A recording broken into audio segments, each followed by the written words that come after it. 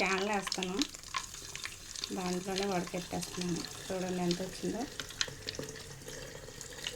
ఇది ఇలా కాగాలి. ఎప్పుడైనా ఇట్లా కాగితే మీకు నెయ్యి ఎన్నాళ్ళు ఉన్నా పాడవదు. ఇది చూపిస్తామని మొత్తం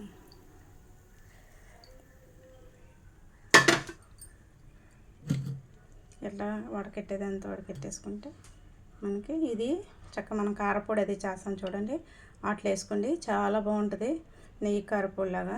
ఇది కూడా వేస్ట్ అవ్వదు. మనం కాగబెట్టిన కళాయిలోది ఇది వేసేసి చక్కగా మనం నల్లకారం కానీ కారపొడి కానీ చేసినప్పుడు దాంట్లో వేసేయండి. చూసారా నెయ్యి ఎంత వచ్చిందో,